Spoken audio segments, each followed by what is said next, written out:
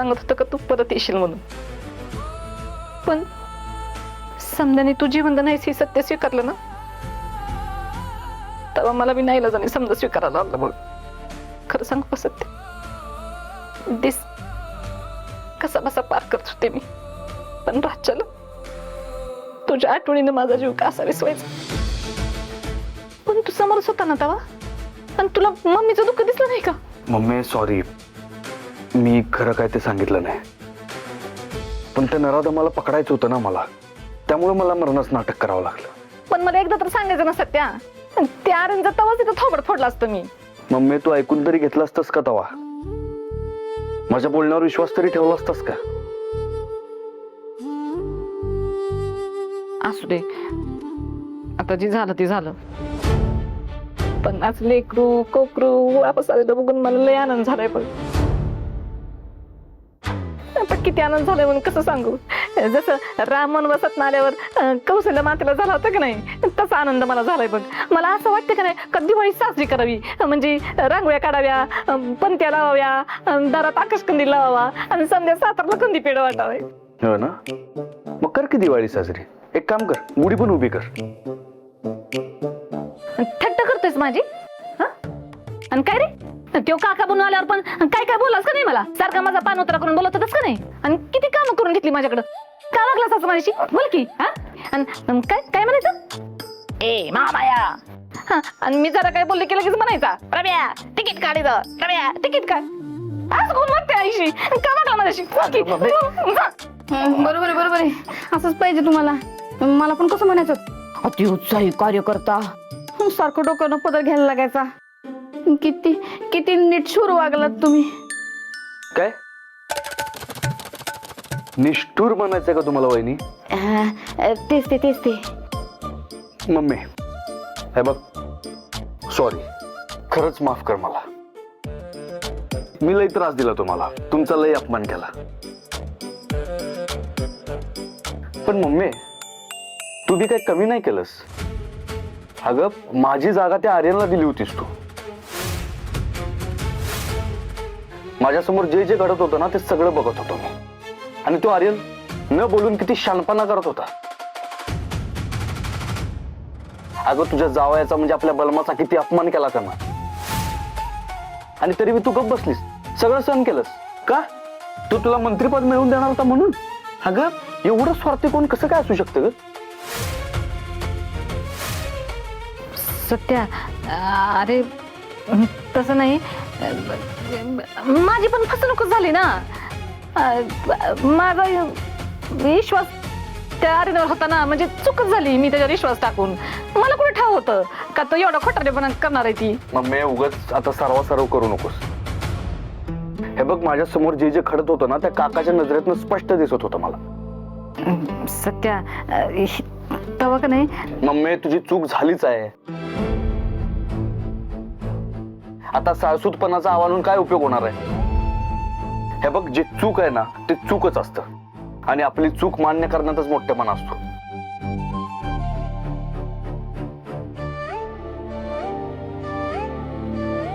सत्या ठीक आहे, मी मान्य करते का माझी चूक झाली बाबा, पण झालं गेलं आपण समजा विसरून जाऊ. तू परत आलायस का नाही हेच लय आहे माझ्यासाठी. फक्त तू माझ्यावर राग धरू नकस बर का. लेकरा कोकरा वागरा.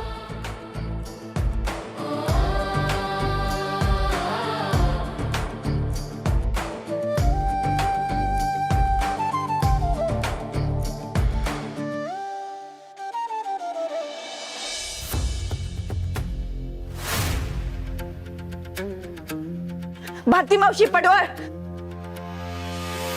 जय मॅडम. आर्यन कसा पळाला, कसं काय घडलं, सगळे अपडेट्स हवेत मला आत्ता. मॅडम एक मिनिट सांगते. स्टेटमेंटनुसार सुमारे दुपारी 12:30च्या दरम्यान जेव्हा पाटील मॅडम आर्यनला घेऊन निघाल्या तेव्हा त्याने पोलीस व्हॅन मध्ये त्यांची सर्व्हिस रिव्हॉल्वर घेऊन त्यांच्यावर गोळी झाडली आणि तो फरार झाला. पण असं कसं पळाला? बाकीचे हवालदार होते ना मॅडम सोबत. मॅडम बाकीचे हवालदार होते पण त्यांच्यावरती सुद्धा गोळी झाडली गेली आहे. काय? हो मॅडम, पाटील मॅडमनेच कॉल केला होता की त्यांच्यावरती हल्ला झालाय. त्यांना बघायला गेलो तर त्या जखमी होत्या तिथे. आम्ही ताबडतोब त्यांना हॉस्पिटलला पण घेऊन गेलो.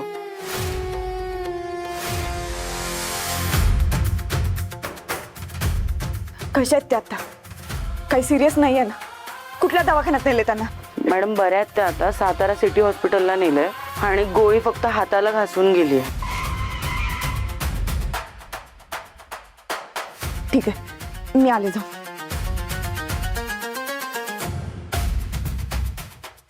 मॅडम,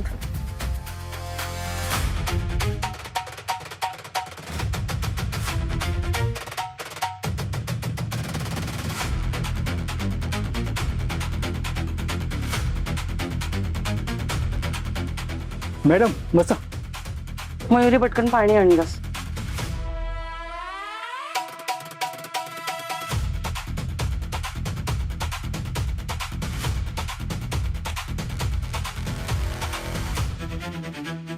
मॅडम तुम्ही ठीक आहात ना?